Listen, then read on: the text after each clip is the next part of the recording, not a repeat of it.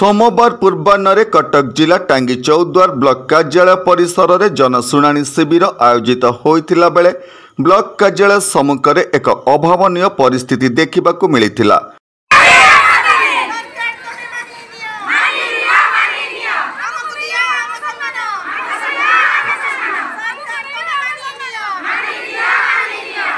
प्रकाशयोग्य दीर्घ वर्ष धरी मिशन शक्ति विभागर कम्युनिटी सपोर्ट स्टाफ माने कार्य करी आसुथिले मध्य किछि मास धरी पारिश्रमिक पाई नांती।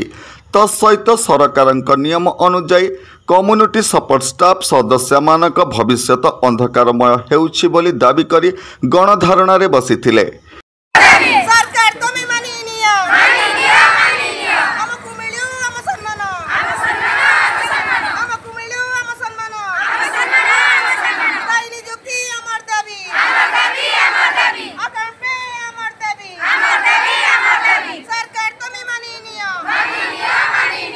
मो ना रश्मिता बेहरा मो टांगी चौदार ब्लॉक आगाट पंचायत रे एमबीके भाव में कार्य करूँ तथा टांगी चौदार ब्लॉक एसोसिएशन सभानेत्री भाव काम करूँ।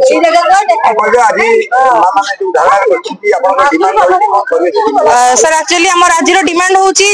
सरकार आमर पारिश्रमिक को परफॉर्मेंस बोनस इंसेंटिव हिसाब से सहित से जिनटा को केमती परफॉर्मेंस इंसेंटिव न करके फिक्स सैलरी हिसाब से आम प्रदान करूँ सहित आम अकाउंट को आम सैलरी पे करूँ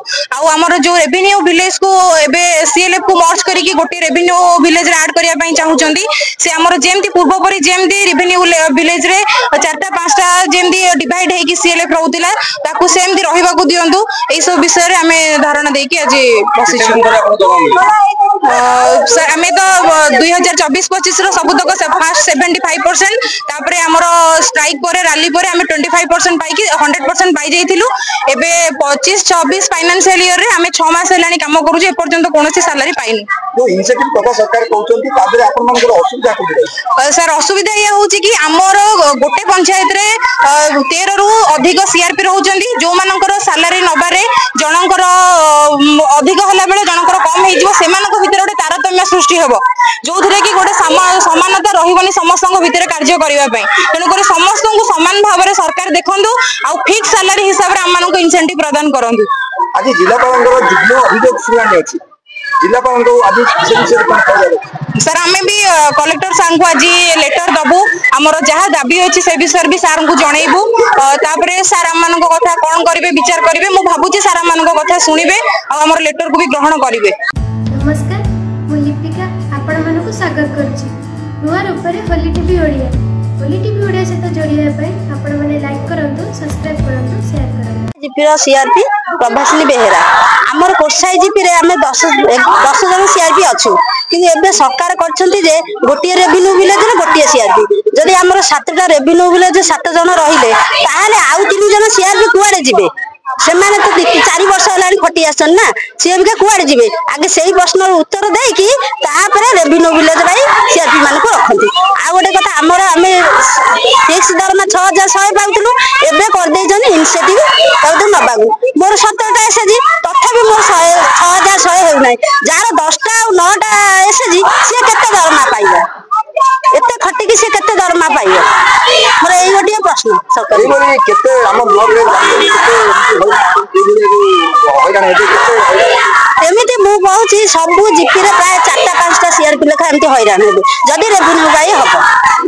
रेवेन्यू भी नहीं तो हमरा फोन करो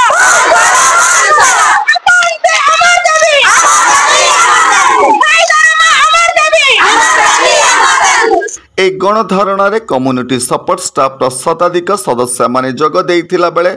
जनशुणानी कार्यक्रम रे जोग देइथिबा कटक उपजिलापालक माध्यम रे सरकार को दाबी पत्र प्रदान करिसंती। संपर्क जीपी रा पुष्पित्र कार्य करछि कोन कहले आज आपन माने दाबी कि आज आपन बरारे बचंती सुआरे जिलापालक हमन चांती माने अभियोग सुनानी चांती कोन कहले कोन ना आज हम एठी दाबी रे बसिया कारण हैला हमें दीर्घ 6 मास हो पर्यंत दरमा पाइनु जो दरमाटा आम पाऊलु आगुरी से इनसेटिव हिसाब से दवाई सरकार आम से इनसेटिव नापी चाहूना जेहेतु आम कार्य करूँ आगुरी आम सालारी पाऊलु फिक्स सालारी आम से फिक्स सालारी पाइबापी आम आज दाबी बसचु आमर जो सीआरएफ सब मैंने भाग कर गोटे सीएलएफ कर भी असुविधा होम जहाँ एत सीआरपी मैंने अच्छा गोटे रेवेन्यू गोटे सीआरपी रही से अलग सीआरपी मान असुविधा हम से आम चाहूँ इनसेटिव आमको न देकी आमको फिक्स सालारी दिंतु सरकार सब माने आंदोलन दीर्घ आंदोलन जदि सरकार न शुणु आम राजरास्ता तो बसुँ आहरी भी आगू भी आम आंदोलन जारी रही टांगीरू लिंगराज पंडा रिपोर्ट होली टीवी ओडिया।